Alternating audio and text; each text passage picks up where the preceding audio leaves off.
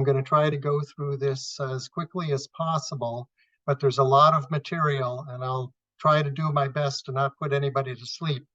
So basically, defining who is an Indian in Native American and legal and historical contexts is something that's difficult to do for people living east of the Mississippi, because the focus is on people who have not been part of the regular registration process. And I have been teaching in both Canada and the US, but I'm in Indiana right at this time. But the first thing I want to do is a land acknowledgement. This was a little bit difficult to put together because at universities, we always acknowledge the place that we're in. But because this is a Zoom, I'm physically in Indiana. Some of you are in different states, and including Vermont, I know. But in this Zoom, we're going to be talking about acknowledging all those places east of the Mississippi, which is where I'm assuming most of where people are. Mississippi simply meaning big, big river. It's a reduplication, Mississippi. So acknowledging the ancestors east, the place where many of you have ancestors recorded and many more never documented is Indian after the diasporas. Diasporas meaning being spread out. The Wabanaki is spelled differently due to many accents of the Alnabe, the Lenape, Alnomba, meaning basically ordinary humans, the Shawnee, the Southern people, the Haudenosaunee, Confederacy of the Six Nations, Wyandot, Three Fires, Potawatomi, Ottawa, Anishinaabe peoples, the Cherokee, Lumbee, Mi'kmaq, Ilnu, Penobscot, Nipmuc, and all, I can't name them all, indigenous ancestors from the eastern settler lands, Virginia, Maine, Connecticut, Rhode Island, Massachusetts, New Hampshire, New Jersey, province of Quebec, and many more states and Canadian provinces that have been vanished from history. We remember and acknowledge this 2,000 years of past persons buried here, where we live and work today on this land, and acknowledge this importance for our descendants for at least 7 to 8 generations in the future. Most of your descendants here, if you continue to live in North America 200 years into the future, will have ancestors who have great genealogy and everything else as being Native American, and carded or not carded. I'm referring to the obsession that a few podcasters seem to have with whose genealogy is what. One thing I'd like to say is nobody has the same genealogy. I might be related distantly to some of you, but probably not. Okay. Also, thanks to those here that are coming to this webinar, wanting to learn and understand through the seminars, because most people in the United States and Canada are not interested in who's an Indian or who isn't.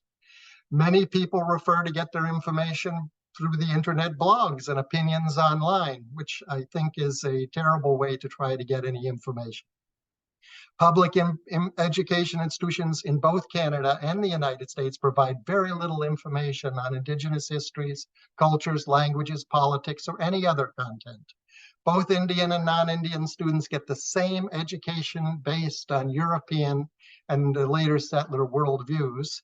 In other words, Indian people don't necessarily, card-carrying or not, know that much more about American Indian politics or Canadian Native politics or other things. Even tribal colleges and Indian education focus of local communities don't prepare people for understanding 574 other federal and 61 state tribes, 400 US Indian non-recognized organizations and groups, 600 Canadian First Nations, hundreds of Mexican nations, etc. Facts are given through media, educational institutions, and experts to all people in North America as if they were not subjective and biased. All information is somewhat subjective and biased. That's something we could talk about. This has created an atmosphere of intellectual frustration, where it is easier to just give up on the topic of Indigenous identity. For example, who cares anyway? There aren't any real Indians around. If you're a new US citizen, the citizen test that you took did not require you to know anything about Indigenous people, so none exist. The Canadian citizenship test actually does ask some questions. It wants to know, for example, who is Louis Riel, who are the Métis, and a few other questions. But for the most part, neither Canada or the United States are the many, many people who have been moving in for the past 150 years as immigrants from European and Asian and other countries get no requirement in becoming a North American to know anything about Indigenous people. So we got to get into the thing about terms. American Indian is used in the USA, Native American also, Amerindian is, and Status Indian are common in Canada. Métis, small m, US or Canada. Métis, big M with an accent in Canada. Inuit, Canada. And a small few in the US still use the sort of rude term, as it's considered these days, Eskimo. Federally or state recognized US, not Canada. There's no such thing as a state recognized tribe in Canada, of course, or a federal tribe in Canada. There are bans in Canada. Defining who is a person considered Indigenous, being from North America, who is a legal Indian, is complex and requires, 1, understanding of national laws, USA, BIA, Canada, Indian Act. Those are terms that you need to be familiar with. International laws, the United Nations gives the right to self-identify. Governments need to respect this, but the pressure globally is to make them disappear. What I mean by them is different federal governments throughout the world have a big incentive to not have Indigenous people within their communities. State laws in the USA. Indian band new rights are separate from status in Canada. Under the one of the acts that came up in the 1980s that changed laws for Canadian Aboriginal or Indigenous people is a right that bands could finally register members even if they didn't have status. There's 500 years of Indigenous oral tradition and history. European history needs to be understood, especially Anglo-Saxon and French land, water, and ownership law and histories. You can't understand anything about what's going on in Indian country, band membership, federal recognition, et cetera, without understanding the European way of thinking in terms of land and water law, which is very different from what the Indigenous way of thinking is, or worldview. How this changed for the colonized, especially Canada, the United States and Mexico, is massively complex, but I'm going to try to simplify it as much as possible, and we can provide many more links and things.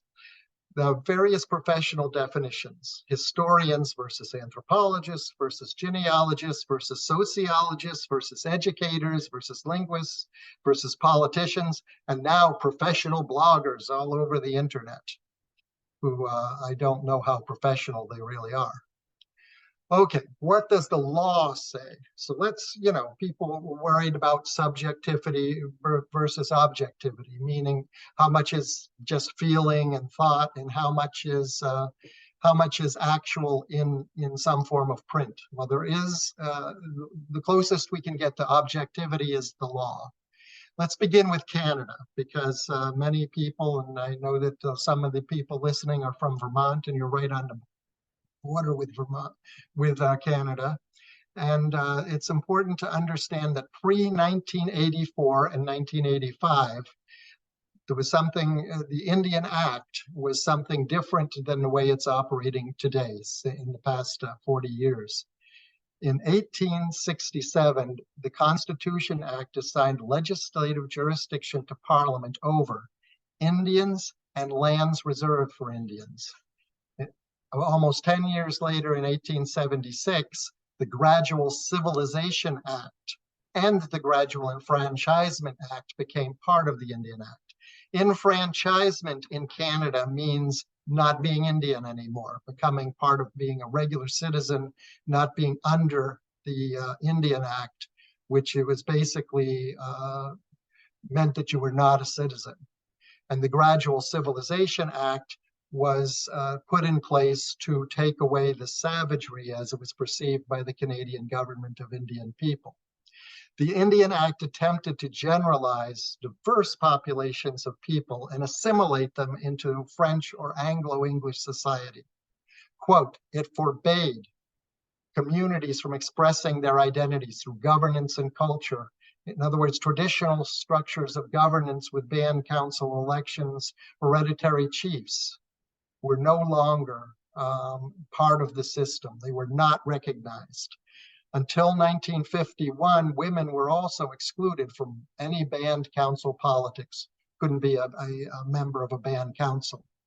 The act also made it illegal for First Nations people to practice religious ceremonies and various cultural gatherings. In 1925, dancing is outlawed entirely. Canada and the Indian Act did not clearly cover Métis, meaning mixed people, until recently. So that's until the changes in the Act. But let's go back to what the original definition of an Indian was. The Indian Act defined who was considered an Indian. An Indian was, quote, any male person of Indian blood reputed to belong to a particular band, any child of such person, and any woman who is or was lawfully married to such person, doesn't matter what their background is.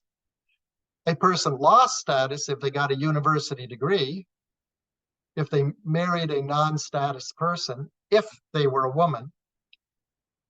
The act replaced the concept of Indian blood with one of status.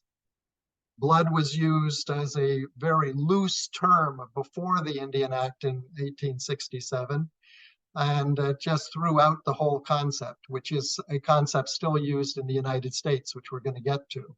But that is not, Indian blood is not a concept under the Indian Act in Canada. So status through registration is what counts. In other words, simply having First Nations heritage was not enough to qualify for status. Male lines were still privileged.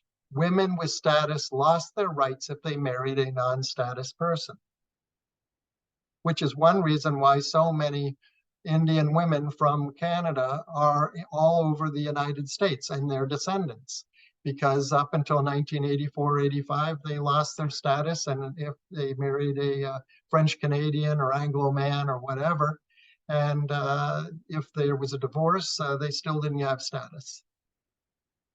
And their children and any children that they had had before lost status. Canada has continued to acknowledge there is more than one group of Indigenous people. Indigenous people is a collective name for the original peoples in North America. In Canada, for years, when I lived there, Aboriginal peoples was what was usually used. When I came back to the States and mentioned Aboriginal, everybody kept asking if I was from Australia. The Canadian Constitution recognizes three groups of Indigenous people. Indians, commonly called today First Nations, which came out of when Canada in 1967 said, after a 100-year celebration of their centennial, that we're acknowledging the two founding nations of Canada, the Francophone and the Anglophone community. And the nations of those two groups, First Nations was the term that started to be used commonly by our people. Inuit also are recognized in the Constitution, and Métis. So these three distinct peoples with unique histories and languages and cultural practices and spiritual beliefs are all recognized now in Canada. In the Daniels decision, now these things are constantly changing in Canada. The Supreme Court keeps hearing different cases. And on April 14th, 2016, the Supreme Court declared that Métis and non-status Indians are Indian for the purpose of federal parliament law-making jurisdiction under subsection 9124 of the Constitution Act 1867. You will find that the joke often made is that in the United States, it's not maybe a very funny joke, but that the United States got rid of Indians through basically killing people, and in Canada it was through bureaucracy. The Supreme Court of Canada, SCC in most documents, Métis have a unique and distinct nature of Métis heritage, culture, and importantly, are not dependent on First Nation culture and heritage. I remember attending powwows where you had the Indian powwow, and then you had somebody with a motorized Métis cart going around playing fiddle music with a Métis figure-8 flag. That's something that we could talk about in a different presentation. Métis in S35 does not encompass all people with mixed Indian and European heritage. It refers to distinct peoples. In addition to mixed ancestry, people who would develop their own customs, way of life, recognizable identity separate from Indian, Inuit, and European forebears. This is the Canadian perspective in law. And you can find that all these things that I'm talking about are not mysterious. You can go to any of these Canadian government websites and get most of this information. All of this is public information and easy to access. Métis and half-breed. Métis, with the big M, are one of the 3 recognized Aboriginal people in Canada according to Section 35(2) of the Constitution Act 1982. Historically, the name is synonymous with country-born, mixed blood, and the term half-breed. Métis, without an accent on the E and often a small m, means one who is combined First Nation and European descent. This term comes from the French word métis, meaning mixed. These people are not necessarily part of the Métis Nation, the small m. And that's a debate too. You have the major Congress of Métis Indian People, where you have the bookend provinces that have Ontario and British Columbia that have 3 representatives, and then you have the 9 representatives in Saskatchewan, Manitoba, and Alberta. The Métis in other parts are, there's a debate about how to form, because they may not be part of the historic Métis, but this has been resolved somewhat by the Constitution being interpreted through the Supreme Court to include self-identification. Half-breed is a historical term. This was a term used for English-speaking people of mixed descent. The federal government previously used a term to refer to all of the Métis who are English-speaking, as opposed to Métis by the French-speaking. Historically, the archival records, if you try to look, and those of you who just love genealogy, if you try to look up and see if somebody's listed on a census or something as a Métis, it's not there. The term Métis were historically not used. And the term half-breed, by the way, is offensive and not currently used. Important, in the US, until the Removal Act of 1830, Métis and Creole were both terms for mixed Indian people recorded in the Midwest and the USA. For instance, Vincennes, Indiana was a center of the Métis people. And the US government, once it started annexing the what are now the Midwest states in the US, specifically required them not to use this separate legal identification. And the choice was simply given: you become either a citizen US taxpayer of whatever kind of descent you want to be, meaning French or Scots or whatever, or you become an Indian and then you're subject to removal west, which was what the law was becoming in the early 1800s. In Canada, it was Bill C-31, the amendments to the Indian Act in 1985. The bill fully removed all remaining enfranchisement clauses.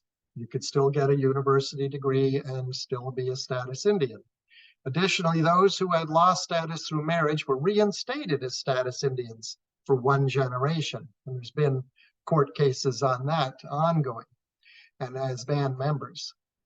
With more control over membership lists, bands could have non-status members. However, since funding through the Canadian federal government is based on status members, there is little incentive for bands to have many non-status members. So I guess it really is up to each band if you want to bring in non-status members. But the government only you only receive funding, and of course any kind of federal tribe in the United States or status band in Canada receives money from the government on a regular basis to keep its council running, to pay for the chief and council, and for many other services. Not always paying very well, but the money is there and available. The result is that many Indian women and their children lost status and moved off the reserve prior to 1984, and up right through the 3/4 of the 1900s. Many Indians were never registered also if they were not located residents of a band near a band reserve after the passing of the Indian Act. So there were many Indian people that for one reason or another didn't end up, or mixed Indian people that didn't end up on a reserve. Many Indian women, after losing status, left Canada and moved to the US for work. Today, since the 1980s, Section 6 of the Indian Act defines how a person is entitled to be registered as an Indian. So this is really important for you to understand. There's two types of status in Canada, and it has nothing to do with blood. Okay, so this thing says, are you a full blood or part? Those are terms in the US, not Canada. The two types are 6-1 and 6-2. A 6-2 cannot pass on status to children. If a 6-2 marries somebody who's not a status at all, their children do not have status and never will. Okay, they must marry, making a third type of non-status in a sense, meaning status lost forever. Okay, these charts are on the government website. You can go to the Canada government website for the Indian Act and see all of this. Two parents under 6-1, parent registered 6-1, marries a parent registered 6-1, their children will be 6-1. That seems simple. A parent registered 6-2 marries a parent registered 6-2. Wait a minute, their kids go up to 6-1. That may be a little confusing, but status marrying status means your children go back to full status, meaning 6-1. So a 6-1 to another 6-2, the same thing happens. The child goes back to a 6-1. So you'll find after Bill C-31 was passed, many, many people on reserves were given a 6-2 status.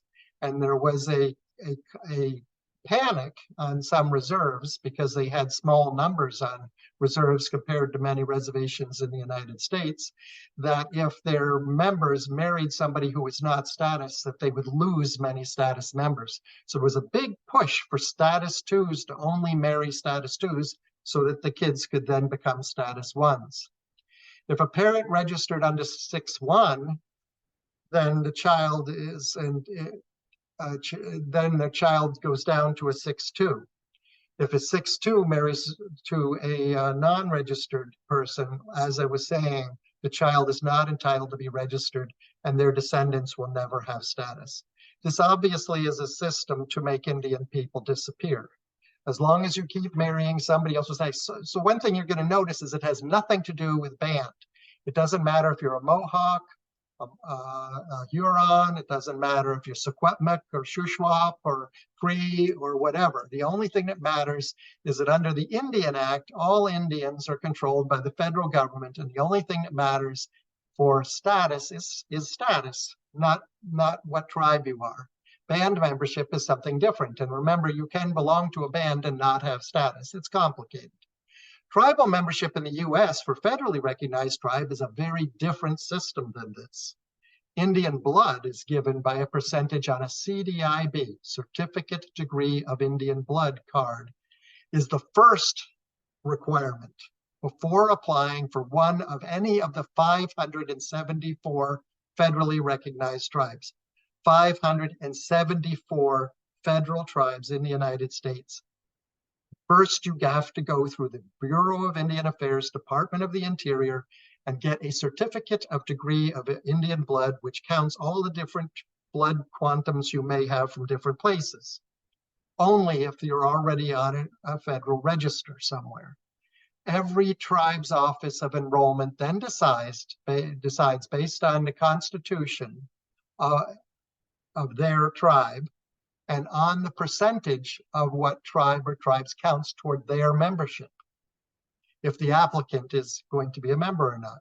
If not, they have no legal Indian rights or citizenship. The CDIB will allow you to get health care, but you won't have any of the other, you won't be a federally recognized Indian unless the tribe agrees to accept what it says on your CDIB card based on their percentage requirements. It's a legal process. You need to understand this has nothing to do with opinion, where you look, or anything else. It's a legal process based on records from the federal government. There are no federal tribes in any of the six, or there were none in the 6 New England states until the 1980s. When I was growing up in New England, there were state Indians. There were two state tribes in Maine with 3 small reservations. There were several state reservations in Connecticut and in Massachusetts. The tribes, when the Maine land claims came through in the 70s and early 80s, under Jimmy Carter's administration, he required the Bureau of Indian Affairs to set up a system for recognizing tribes and getting people there. The problem is the only way to be an Indian is you have to have a degree of Indian blood. So those tribes were given a blood quantum baseline. It's made up anyway, of 100%, which is 4-4, it's a 4x4, for anyone born before a certain date. For example, the Penobscots, all those on the tribal list who were anybody on the tribal list before 1878 were listed as 4-4.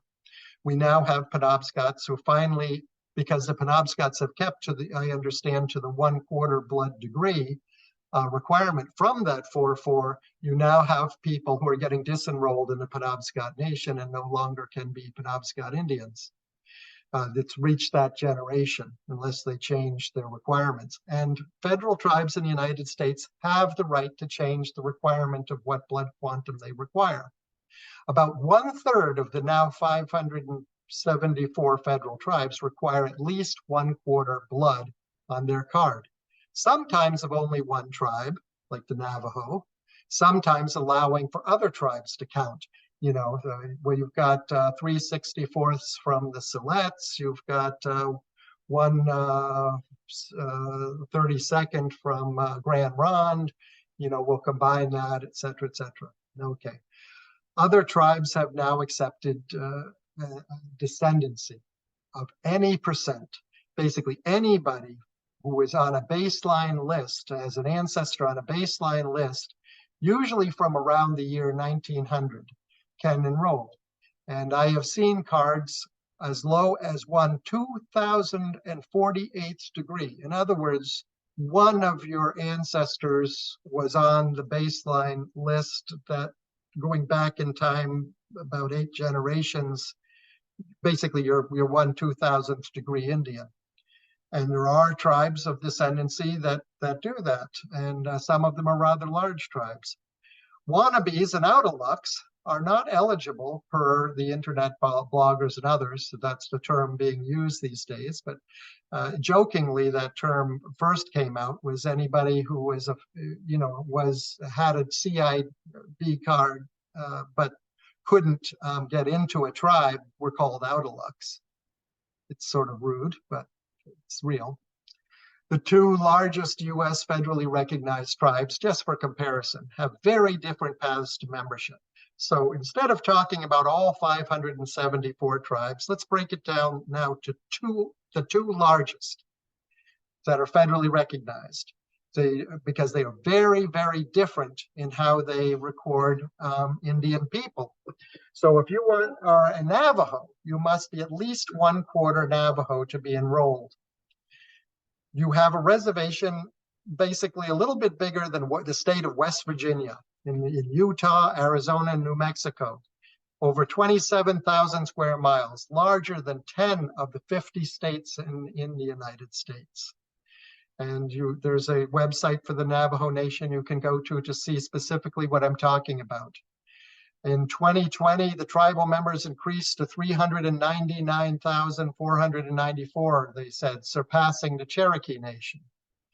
Now you go over to the Cherokee tribe, you're going to see that they do descendancy. 1 direct ancestor, no minimum blood quantum required. You now must have an ancestor who is listed on the Dawes Rolls of the Cherokee Nation, a federal census between 1898 and 1906. There were people on that census who were 164th, 128th. You can do the math. The 450,000 Cherokee Nation citizens were reported in 2023, surpassing the Navajo. This may be different this year. What you see is I've heard a lot of the time about, oh, state-recognized tribes and non-recognized tribes. Indians are appearing out of nowhere. Well, you've got to look at federal tribes too. They're expanding just as much, which is one of the issues, because the federal government gives out just so much money, and as tribes expand, it puts a pressure on tribal communities.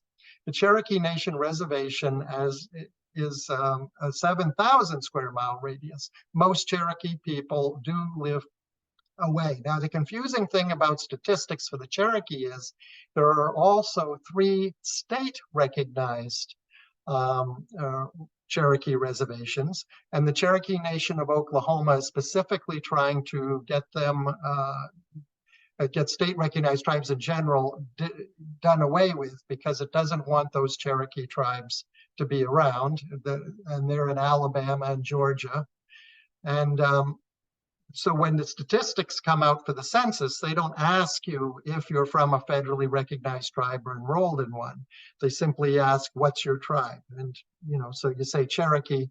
So the Cherokee numbers are well over 1.5 million for this past census, whereas the Cherokee actual population is still under probably 500,000 for those who are federally recognized.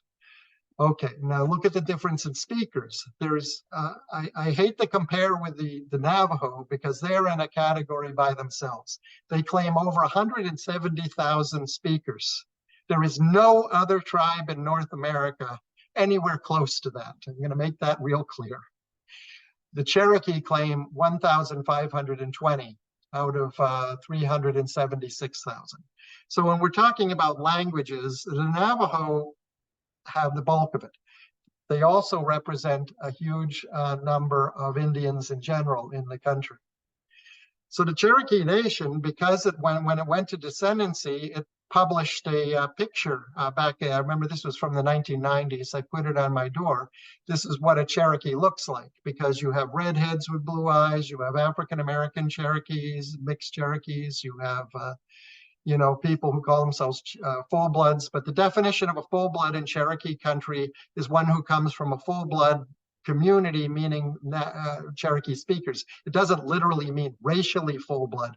For those of you who like to do genealogy and try to find somebody who has listed as a native ancestor, which you're not going to find unless I'd like to say real quickly, in genealogy, for those of you who are wondering about this, before I get into talking about genealogy, if you aren't already knowing that you have a federal Indian ancestor, if you don't already have somebody telling you that you have a tribal connection, you're not going to find it on a genealogy, because they simply were not recorded per instruction of the Census Bureau.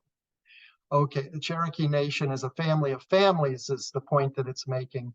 And so the citizen band Potawatomi, many other groups have gone to descendancy now instead of doing it through, the 1/4 blood idea, simply because they realize that they're going to become extinct. The Navajo have, 500,000 people, so they're not that worried about becoming extinct because they've got a huge reservation and they require 1/4 blood. And then there's the Navajos that can't get on the rolls are the out-of-lucks. And then the Cherokee Nation has many, many people who can't prove that they have any Cherokee descendancy from those specific rolls. They're out of luck. But there are an awful lot of people getting on the rolls all the time. I helped a man get onto the tribal rolls of the Cherokee Nation after he made fun of me, saying, "You don't look like an Indian," and on and on and on. I got that as a child all the time. Custer, Goldilocks, Blondie, all those kind of comments. Sicilian, Wapaho, because I have an Italian last name, you name it. I'm used to it. But anyway, so I just said, he then made a comment, says, well, I could be a Cherokee if I wanted to be. I have a cousin in Texas who got on the rolls. So I just said to him, why don't you do it? He was a professor in the university focused on African studies. And anyway, so he got on the rolls, and now I call him Mr. Cherokee. He wears a turban all the time, but his card is 1/236 degree. So, you know, one out of 236 ancestors, and he is a full legal Indian entitled to, you know, the Eagle Repository entitled to anything else. So I'm sure that there's an awful lot of people that if they could do their blood, that's not recorded on their genealogies, you know, have more than that, but that's another story. Ancestors are noted by roll number and blood quantum degree, which is a fictitious concept. It's noted in fractions. Cherokees have the largest enrollments, and they use the Dawes rolls, as I pointed out. From full to 256 is what they said, but I've seen cards much different than that, were much less of a degree. In 1934, what happened was the federal government sent they had something called self-governance. There was a commissioner of Indian affairs that had been a Boy Scout. He loved Indian dancing and culture. And his name was John Collier. And he decided to take away all the laws regarding no Indian dancing, no Indian religion. He was sort of horrified at that. He thought that Indian culture was a good thing. But he gave every tribe then a constitution based on the US Constitution. But the only thing different was membership in the tribe required, in many cases, not all of them, but most of them, the concept of 1/4 blood to be enrolled. It was during the 1970s that Cherokees and others had enough lawyers and people that were really looking, they realized that they have something called sovereignty. That's what's going on with federal tribes, that state-recognized tribes do not have in a legal sense, and other groups, and you as a member of the Polish or Italian or whatever community you're part of don't have, because sovereignty is an agreement in the US Constitution. So they figured out, due to their sovereignty, that they could set their own blood degree.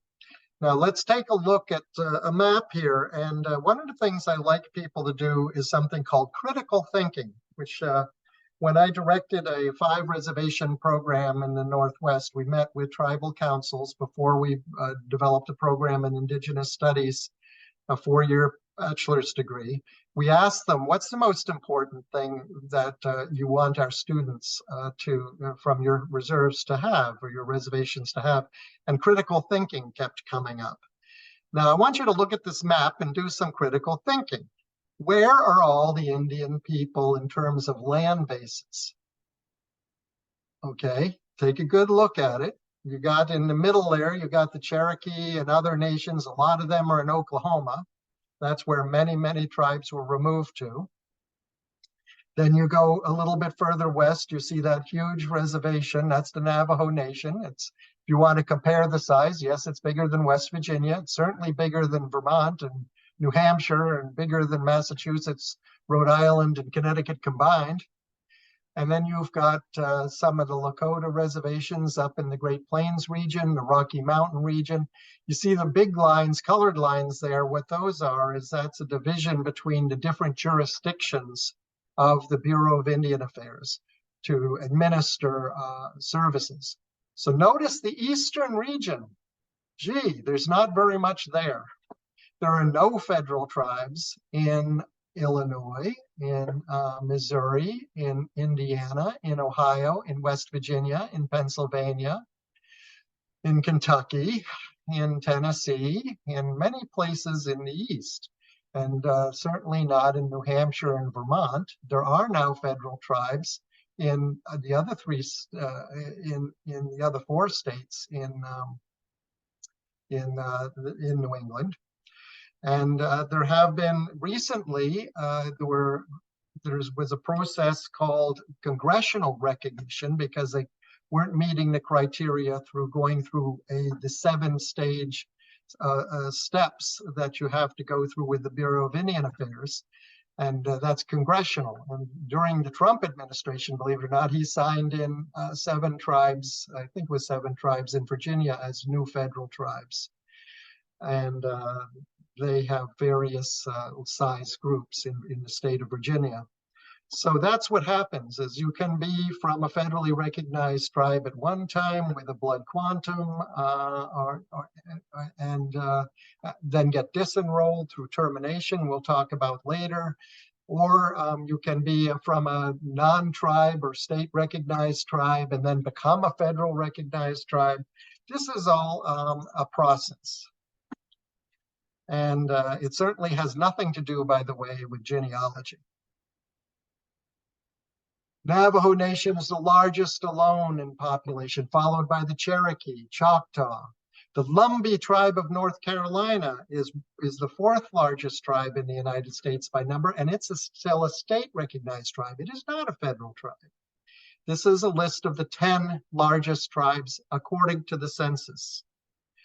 So what you see here is, if you're looking at this, the total for the population of the top tribes, 10 top tribes, is just over 3 million. That's half of all the federal and state recognized tribes in the country.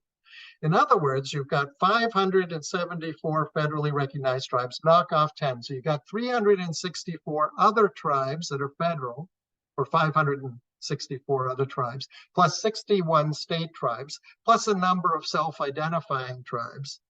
And half are just these tribes here that you see. So there aren't very many Indians, period. So that's why we're ignored. And that's why I'm amazed that everybody's so upset about people claiming Indian. Not very many people do. National findings in the US focused on 4 broad categories in the census: American Indian, Alaskan Native, Canadian Indian, and Latin American Indian from 2010 to 2020.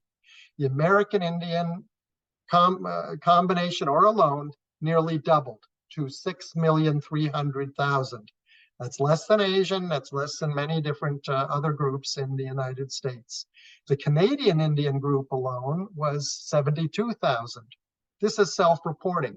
It's important to realize that self-reporting was not allowed on censuses until 1960 and wasn't really done that often until 1970. So any of the censuses before, say, 1970, people often were not recorded as Indian because it didn't matter what your family said or what they thought if you weren't on a roll. It mattered what the census taker thought and the instructions that they had. Latin American Indian alone, or in any combination, went up 390% to 1,319,000. The Canadian population went up 390%. The point is that Indian populations, federal, state, and non-recognized, are going up for everybody because reporting is getting more accurate and people are more willing to declare being an Indian person. Blood quantum and sovereignty to be a citizen of a U.S. Indian nation.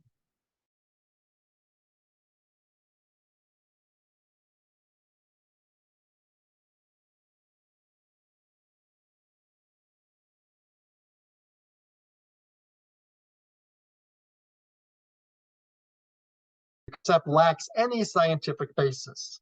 You have a whole book in Vermont on eugenics and eugenics study. My mother worked in the field of eugenics when she was forced into college back in the 1930s. And that was, people were studying. Eugenics was popular until World War II, when they saw the end result of it in the Nazi Holocaust. Which, by the way, if you read Mein Kampf, which I hope you don't, but by Hitler, he admired the American system and for both Indian people and also in terms of reservations and residential schools, and also the separation for African Americans. If a parent has 1/4 Indian blood and the other has 1/2, then their children have 3/8. We had a vice president of the United States with that we'll be talking about in a little bit. In 1884, the Bureau of Indian Affairs used census rolls to assign blood quantum amounts, but they were often correct. They continue to affect blood quantum determinations. Before colonization, Native nations used various forms of descent for membership. Many natives gave citizenship to non-kin through adoption and marriage. Non-kin meaning people who are not blood relatives, as we call it. You got to realize this term blood is very much a European concept. It is not a worldwide concept of talking about who has, any kind of relation. It is fictitious. It is not a real concept. Before colonization, there were very different systems. The Dawes Act, 1887. So now I've switched from Canada, where we talked about the Indian Act of 1867. We had something called the Dawes Act in the United States in 1887, named after somebody named Dawes, broke up community-held property. The problem is reservations were quickly put together through treaties in the West. You saw the size of some of them. The US government decided they got too much land. So we have to do something about this. So to help them get civilized, we're not going to have communal land anymore. That's a primitive, savage concept. To be civilized, you have to be capitalists. You have to have the idea of individual ownership. So it became known also as the Allotment Act. So every tribal member, and this is where blood quantum became important, because if you were less than 1/4, you didn't get an allotment of land on the reservation. Only some reservations even had it that if you were a full 4/4, you got a certain size allotment. If you were a 1/2, a 2/4, you were a 2x4, you ended up getting a half of an allotment. But basically, on most reservations, you had to be at least 1/4 in order to get any land. But guess what happened? A lot of land ended up being left over that wasn't allotted out because there weren't enough Indians. Mostly it was around 160 acres, and some reservations it was larger because it was scrub land. But what ended up happening was lots of extra land. So now the government was able to work it out that that extra land could be sold to non-Indians. So basically, to understand any of this, you have to understand land and water law. The whole purpose of deciding who is an Indian is to get the land. The whole purpose of who is an Indian is to get the land. If you go back 500 years, got to use critical thinking here, it was all Indian, okay? I don't care. We didn't call ourselves that, okay? So what you've got over the past 500 years, and most of it disappeared in the last 200 years, because everything east of the Mississippi just 200 years ago was still mostly, large parts of it were in the hands of different indigenous tribes. Canada does not use blood. I wanted this again as a reminder. Status and band membership with or without status. US is the only one with the requirement for a CDIB, remember, certificate of, you have to get that card first, the government, and then they issue what percentages you have on that. Then you can go to the tribe with that CDIB and say, hey, this is what percentage I am. So if you're saying you're only 1/8 Navajo and have a whole bunch of other tribes and you're trying to get into the Navajo, you can't, because you don't have 1/4 Navajo. You can have a card that makes you 3/4 Indian, but you can't be a Navajo unless you got 1/4 Navajo. I hope you understand what I'm trying to say. In the USA, if you do not meet the criteria by blood, you are not a legal Indian. Eugenics allotment. This gets really small. I'll try to be quick here. For European mixed Indian communities and African-American mixed Indian communities after removal, there was a push developed through eugenics to sterilize, or in other words, disappear mongrel populations. When I did my doctoral dissertation, I looked at the fact that there was so many Indian people in the Midwest here who claimed Indian ancestry, but there were no federal tribes to belong to. And I discovered the whole thing that's talked about even in the eugenics book on Vermont, that it began in Indiana. There were so many left behind mixed blood Indian people, that they were basically wandering around the state and going to the former reservations. The last reservation in Indiana got terminated by the federal government in the 1890s of the Miami Indian. But the study was, we got it, basically went along the lines of it's an overburden financially on the state to keep taking care of all these mongrel people. And they mixed in with that people who were mentally deficient, all kinds of different terms. But so the idea was, is maybe we could do sterilization, you know, we got to do something. Deportation wasn't an option because they obviously were from the place. That's what indigenous means. It went then, the idea of eugenics went then to Canada, especially targeting the Métis in Alberta, as I understand. It then moved big time to Virginia and Vermont, both states with now recognized tribes. And then after that, the conferences started being scheduled quite a bit in Germany. And we see the end result of the Central European experiment with the end of the Holocaust. The Dawes Act in 1887, we've already covered. But these are what's important to understand. This is various reservations were divided. And Charles Curtis, he was later the 31st Vice President of the United States. He passed the Curtis Act because some tribes, the ones in Oklahoma called the 5 civilized tribes, Cherokee, Choctaw, Chickasaw, Creek, Seminole, ended up not getting allotted. They were considered knowledgeable enough in the law and legal system and civilized, etc. They got out of it. Well, guess what? A federal Indian who was named Curtis was the one who put together the Curtis Act, and he then extended the breakup of the governments and communal lands to the Choctaw, Chickasaw, and all of those tribes. Here's an example of an Indian person working with the government to damage and civilize other indigenous tribes. There are many more examples. Indian people are not necessarily always very nice to other Indian people. You're seeing that today on the internet for those of you who are into all these blogs. In the 1800s, it was assumed that this would happen, the assimilation, in other words, of Indian people.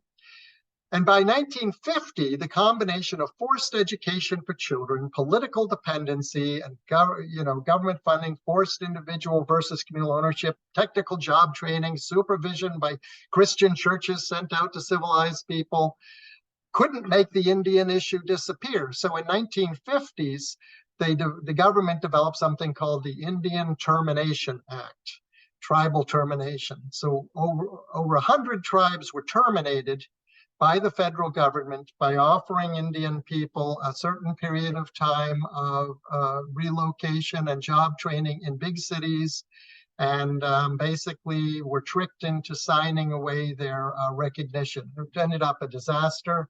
You ended up with huge urban ghettos of Indian people from many reservations. There were certain favored reservations. I remember even today when I was in these days in Portland, there were an awful lot of Lakotas, and Seattle, there were an awful lot of Blackfeet. From Montana, you go to Minneapolis, St. Paul, that was sort of a choice that many Indian people made to go there rather than to Chicago, which was another designated area. So I'm being told that the time's getting by. Like, there's a lot to cover. So anyway, it was actually Richard Nixon was the one who said that we got to stop this, and did. Nixon's actually very popular in many parts of Indian country. He also gave Mount Adams back to the Yakama Nation. Manifest destiny and assimilation. You have to understand the concept that you did get in school, maybe, which is manifest destiny, that Europeans, the wiping out of Indian people through disease and disappearances and things like this was meant to be. That meant that there needed to be progress. In 1892, the celebration of 400 years after Columbus, which was also the big push for Italians to have Columbus Day, because they thought, well, there were a number of Italians who were getting lynched, and they say, hey, wait a minute, we're good here. But in 1892, there was a speech made by General Pratt, the great Indian fighter. A great general has said that the only good Indian is a dead one. And that high sanction of his destruction has been the enormous factor in promoting Indian massacres. In a sense, I agree with this sentiment, but only in this, that all the Indian there is in the race should be dead. Kill the Indian in him and save the man. And he started a project of bringing Indian prisoners of war of the Cheyenne and Sioux to Florida. That's a whole nother story. Didn't work. He said the Indian people that were prisoners of war and taught to be butlers and things like that didn't have jobs when they got back to the reservation, didn't work. So he changed this to kill the Indian and save the child, a motto for the forced removal of all eligible, meaning federally recognized children aged 6 to 5 in the United States. Canada copied this to remove them from the savage influence of their families until they were teenagers. This began the Indian boarding school and residential school systems in Canada, boarding school in the US. So it wasn't very popular to be an Indian person in the United States for many people. US state recognition of Indian tribes. There are 63 state recognized tribes in 11 states, Alabama, Connecticut, Georgia. Okay, 20 states are considering legislation that would adopt a formal process for recognizing. The National Conference of State Legislatures is a great place to go. It talks about state recognition is usually accomplished through legislative action, as it is in Vermont, for example. Do not have a federal government-to-government recognition, federally recognized. State tribal, a long and complex history.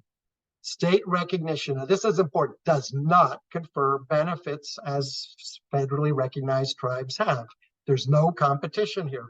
Monies, etc., are designated only for federal tribes. State tribes do not count. Tribal status within a state, but that doesn't guarantee funding from either state or federal government.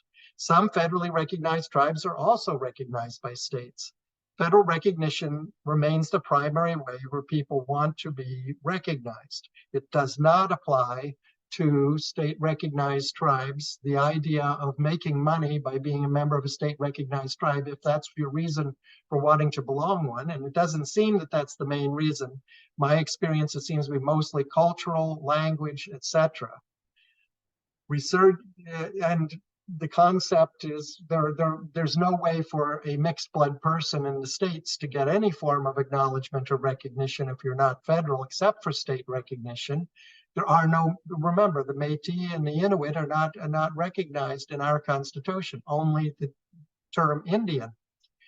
Resurgence of Native American identity came before the 1930s. If for those of you who wanting to get on rolls or find your Indian ancestry, you're going to have a really hard time finding it. The Old World system specifically designated men as landowners, and tax paying was the reason for all of the census records, for all of the genealogy records that you'll probably ever look at, was mostly geared towards, are you a man that's going to pay taxes? And you wouldn't be recorded. This system began, the Indian blood system was only for people who were considered non-tax paying dependent people. And the Supreme Court ruled Indian people, by definition, were dependent sovereign nations, like a child to a father. Think Great White Father in Washington. That's where the term came from. So in other words, the US government could determine the best interests for the child, the dependent nations. And that's where it came into that even though federal Indian tribes are sovereign, there are certain things that the federal government has jurisdiction over, a lot of things. And so this is a constant battle, and it's always a nervous thing when any kind of case goes before the Supreme Court. I remember talking to a friend of mine, Sam Deloria, his brother Vine Deloria, related to him somehow, but he was in the law office down there in Arizona, and he mentioned that they are always in sort of a panic anytime a small tribe, he was naming some small tribes in Washington state, get pulled over by the police and they start yelling sovereignty because they're scared to death, because he's a member of a big tribe, he's a Lakota, would change the laws for everybody else if it goes before the Supreme Court. So basically the fear of the ignorance of Indian people and many federal tribes that think they have all this sovereignty and start screaming about it and then end up bringing it to the Supreme Court. And the Supreme Court then, because of this father knows best jurisdiction over tribes, can change something in the Supreme Court about what power federal tribes actually have. Okay, so mixed families were common before the federal government blood quantum system. If you look at Chief John Ross of the Cherokee Nation, he was the principal chief at the time of removal. He was 1/8 Cherokee by blood. He was full Cherokee, however, as a citizen because it was matrilineal. Chief Anderson, of where I'm living now in Anderson, Indiana, he got his name from a Swedish father, but he was the chief here. There's lots of other examples we could get into. If you were interested in tracing connections as an unenrolled American, it's hard. If you have a CDIB or want one, it's very easy if you have an ancestor already on a roll. Like I mentioned, my friend who made the comment said, oh, I've got a cousin who's on the rolls, and it's in a federal tribe, the Cherokee. He was able to get on the rolls. You're not going to find anything on any of the censuses in Vermont. I've looked for just about anybody, as many of the bloggers have pointed out. Big surprise, you're not going to find them anywhere, because they were, if you then go and become a real researcher and look at the instructions that were given to census takers, they were specifically told that unless you're 51% obviously Indian, and from a reserve. I got a kick out of it that the only ones listed in Vermont on the census were specifically named Abomsawin and were from Odanak, of course, which then was St. Francis. But of course they were on the rolls because that's what the census takers were told to put. But anybody who was a mixed Indian person of Mi'kmaq or Mohawk or any background. I do find other records. I didn't put it on here as an example. I probably should have. In 1940, Tom Two Arrows Dorsey, on a marriage certificate, they said color, and he wrote down red. But of course, that's a made-up thing too. People don't have color based on race. So in the South, the removals were required by Andy Jackson. 1830, all Indian people had to be removed to the west, which is why you see that big vacant area. That was a trail of tears for the tribes in the south. In the north, it was called the Trail of Death. Didn't affect New England. So if you're from Vermont and New Hampshire, they had already assumed all Indians had disappeared. Everybody had gone to Canada or gone out west. The Trail of Death, though, for the Miami, Potawatomi, Wyandot, Piankashaw, Wea, Kickapoo, Mingo, Seneca, Shawnee, and many other mixed groups. And there were also Abenaki.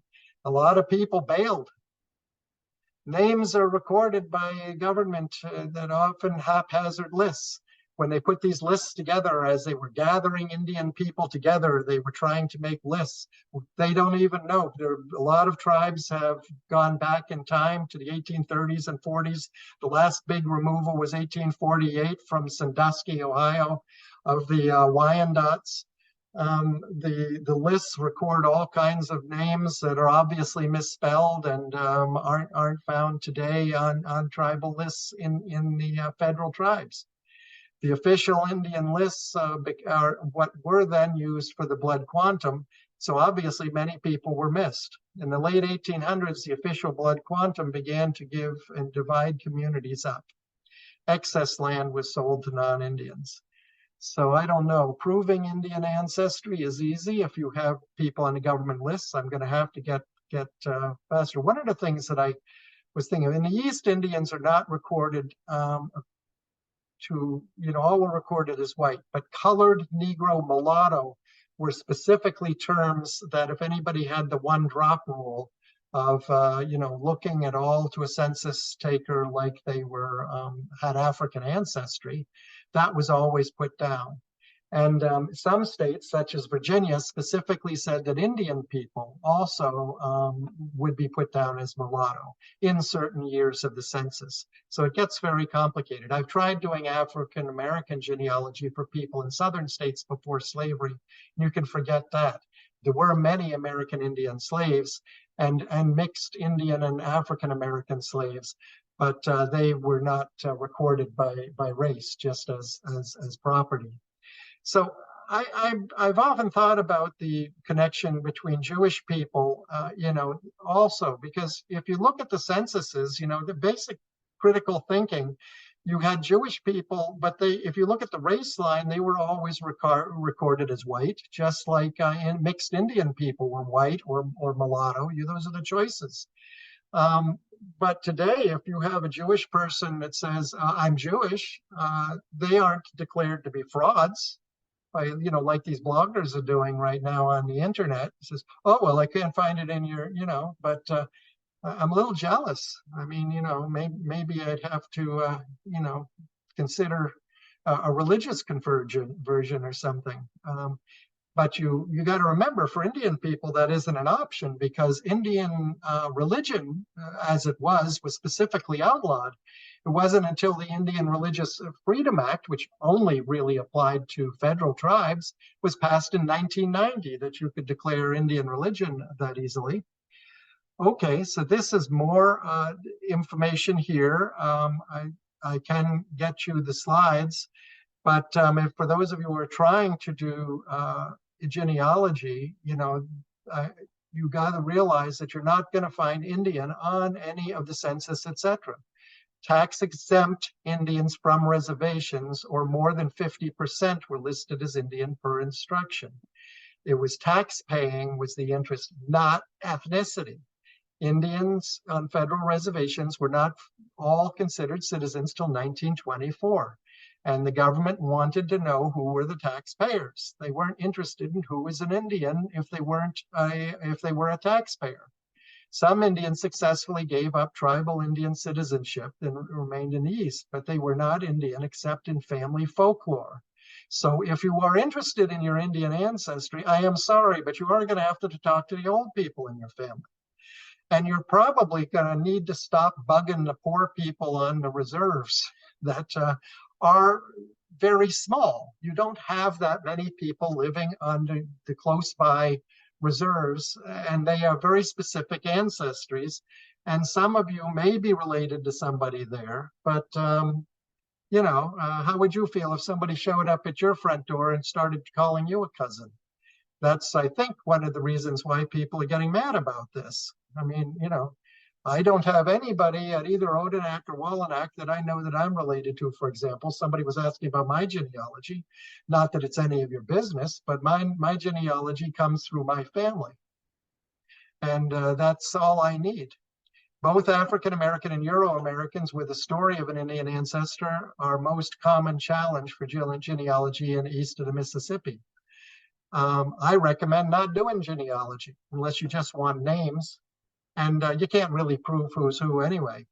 So basically, even speaking in an Indigenous American Indian language, is something. I mean, you can't prove that you're Indian through speaking the language. DNA, I did a DNA test, said my grandfather lied to me. No Cherokees. I've heard that kind of comment. First, no DNA test will name such a tribe as Cherokee or other. The famous test that they did in Canada was a guy who sent in his DNA of his dog and to a DNA company that claimed it could figure out which tribe you were, or which Indian Nation, First Nation in Canada. And the dog came out a certain amount Ottawa and a certain amount Algonquin and Mohawk, I guess. I don't know. Anyway, that got on CBC, the Canadian broadcast, and became a big joke about. So I tried calling that same company just for the heck of it. And boy, did they hang up on me fast. If your full Indigenous DNA ancestor was more than 3 generations ago, which is what it is for many people in the East, you could statistically show 0% of that ancestry, as pointed out by Ancestry DNA. This is not me talking. This is, you go to the Ancestry DNA website, because so many people, call it with confusion, because so many people had stories of an Indian ancestor. Quote, anyone with even a single Indigenous American ancestor has Indigenous American ancestry, but not everyone with an Indigenous American ancestor has Indigenous American DNA. Did you get that? You can have an ancestor and not have the DNA. Only half of a person's DNA is passed on to their child, and it's random. Your sister could be different than you. So with each generation that passes, the potential exists for DNA from any given ancestor to be lost. Plus the fact that all the DNA taken was taken only from people that the government in health studies wanted to find hereditary diseases. So it went to communities that it thought were only pure Indian. Guess what? There weren't any in the East that they took any DNA from. And I've also ran into the joke quite a bit in the West that the Indian agents couldn't tell the difference between a Chinese person or a Filipino or whatever, so that Indian women, if they were having a child out of wedlock because there weren't a bunch of men around, often had registered their child as full because they couldn't tell, the government couldn't tell the difference. Okay. Case example, Chief Louis Gill of Odanak, Quebec, which is what a lot of people are talking about. Now, of course, he married an Indian woman, so his descendants could come out with Indian DNA, but he didn't have any Indian ancestry because all of his ancestors were people adopted in. Francis Slocum was the same story. Here's a picture of Francis Slocum, another famous person. I'm being shown that I need to hurry up here. During the 1760s, hundreds of adopted white children were returned by order of the British government after the French and Indian War, but many more, and that's why I'm showing the picture of Francis Slocum and Mary Jemison. They're just a couple of the famous ones who died as Indian people, and Francis Slocum actually made it possible through her negotiations with her biological family to allow for any of her relatives who were Indian to remain in Indiana. So much and by the 1800s, everything got more rigid. The categories of Métis and half-breed continued in Canada, but not the US. Only Indian, Negro, white, or mulatto were allowed. Okay. In addition to the historic record documentation, there exists oral tradition. I'm an anthropologist, a trained anthropologist. We have wars with historians. I remember at one university I was at that had huge archives of in Indian material, especially on land and water rights. I remember wanting some of the material. They said, "What department are you from?" I said, "Anthropology." He says, "Okay, you can come in. We want to see one more historian in here." The issue with historians is that they were often seen as they take the literal record in there, and if it's not documented somewhere, they don't look at the circumstances around it. Now, I'm not picking on all historians. There are a whole bunch of us that are, if you're an anthropologist, you can be an historian or historic anthropologist. If you're a historian, you can also be an ethno-historian and study culture. But the difference is anthropologists do pay attention to oral tradition and try to really work with people in communities and understand what's going on in context, not just some kind of written record, not just documentation. Like, why is it that so many people say Apache, say Cherokee, say Sioux? This has been a criticism. Vine Deloria mentioned that in his book. Why does everybody have to be Cherokee or Sioux? Or Delaware. Well, the answer is that if you think about the Indian removals and you think about mixed populations, and you think that there were no legal governments since the 1830s east of the Mississippi, and you have a few generations going by, you pass on that you have indigenous ancestry. But you got to remember that the tribes themselves, the Indian nations, when they were sovereign nations, didn't call themselves by the terms that the federal government now calls people. So you're after 3 or 4 generations, you're Indian, but you live in a certain area. The only thing you learn in school is maybe, and on TV or movies or whatever, is Cherokee or whatever.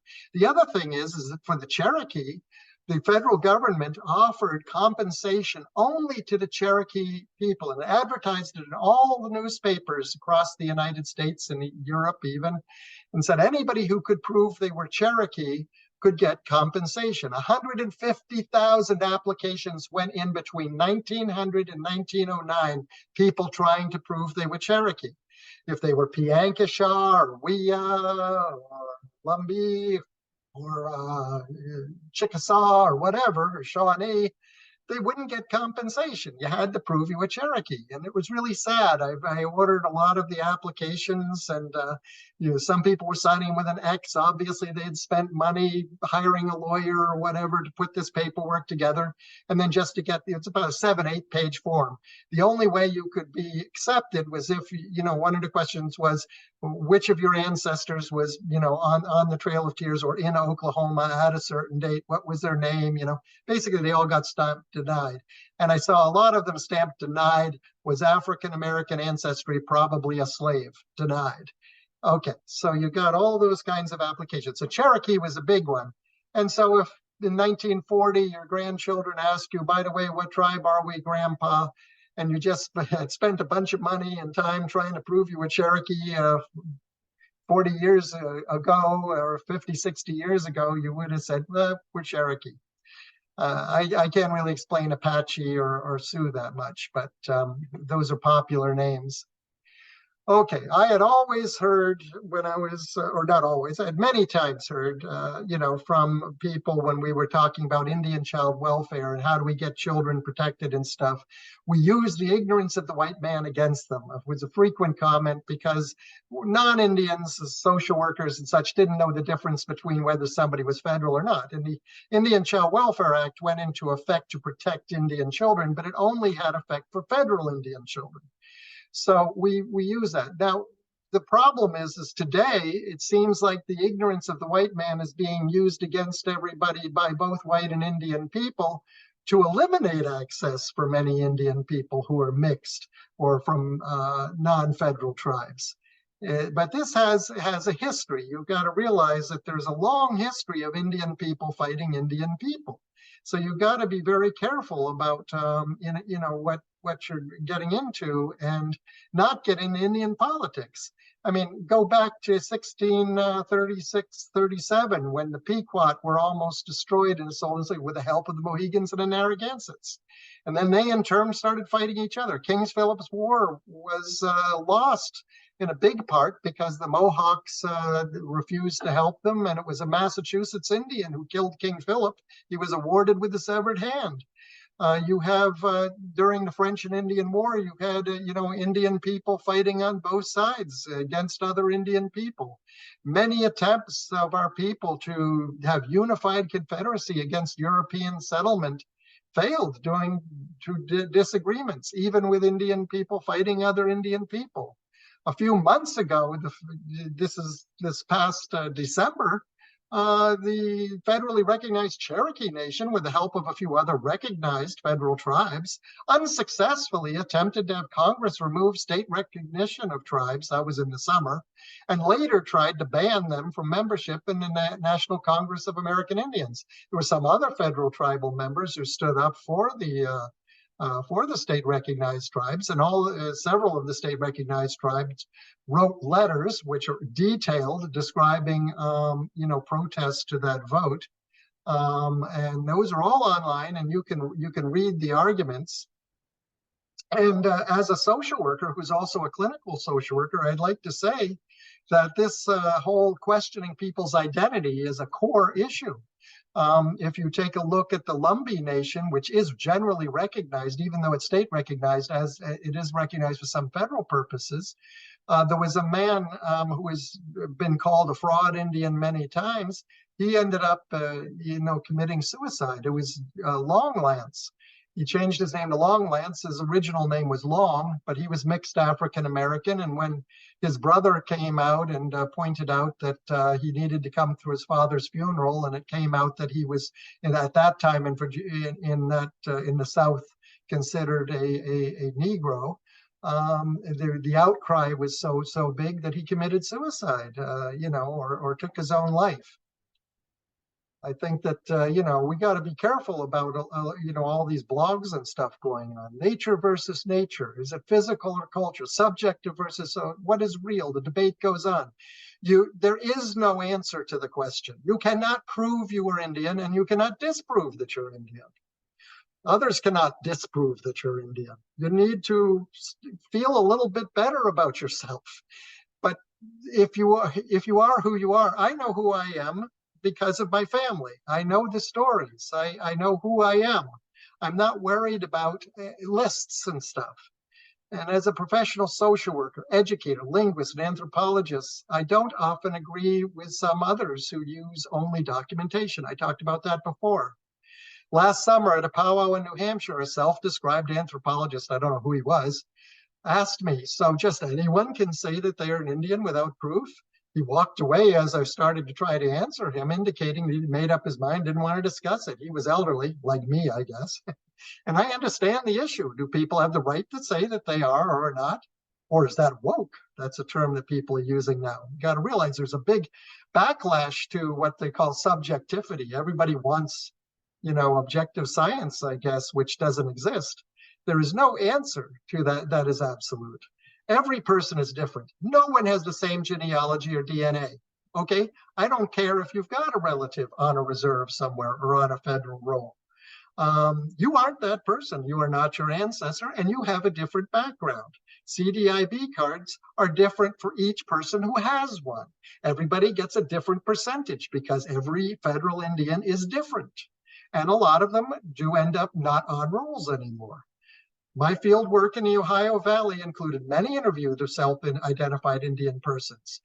And after that, during that time, this was over 20 years ago, 25 years ago, another anthropologist asked me, so if someone has no DNA or genealogy to show they are Indian, but their grandmother says they are, who do they believe? I answered, their grandmother, of course. He looked surprised. I guess it would be easier to become Jewish, since it seems also as a religion. Maybe they get questions about identity too. I think that that's an important question. Why are we being picked on? Being Indian has been a 500-year diaspora, meaning like colored balls on a pool table. The white ball hits the triangle and everybody moves to corner pockets. When I lived in the Northwest, I met many Lenape, Potawatomi, Abenaki, and Iroquois of different nations in the Northwest. They even had a Potawatomi recruitment center in Woodburn, Oregon. There were so many Potawatomis there. Many Kickapoo, the Potawatomi are from Kansas, by the way, now, originally from the Great Lakes. Many Kickapoo, Cherokee, and Shawnee moved to Mexico. They have a state-recognized Cherokee tribe in northern Mexico. The Kickapoo are a federally recognized tribe. The federal government gave them recognition if they would act as a buffer to more invasion from the United States. Many Mexicans. By the way, on the U.S. Census for Indians, it's over 9 million. And that's because over the largest tribe in the United States actually is Aztec, if you go by self-identification, that had moved to the U.S. So you got Indians moving to Mexico. Sequoyah, by the way, who invented the Cherokee syllabary, died in a cave in Mexico being chased by Texas Rangers. Many have agreed to become refugees in Canada. By search of records, for instance, at Six Nations Reserve in Ontario, Canada, after the removals, when you saw people that were, the records I was looking at were the 1850s and 60s, many said born in Indiana. And instead of moving to the west in the forced removals, escaped and moved north and moved into Canada instead and ended up in Six Nations Reserve. My main point, if you want to understand Indigenous American identity, you must gain a great understanding and use critical thinking. That means not just be critical of everybody. And that at a class once, I got a paper back and I told people to use critical thinking. And it just said negative stuff about everything. It says, well, couldn't you say some positive stuff about the book you're talking about? It says, oh, you told me to be critical. Oh, yeah. Critical thinking means think about things in different ways. Been intentionally left out of current education curricula. Canada and the US, neither one give a good education to anybody. Identity, Indian or non-Indian. Identity and the right to self-declare is found in the United Nations rights to indigenous people. And now in the US Census, you are allowed to self-declare. My question is, what business is it of yours? And why do you care? That's it. Okay.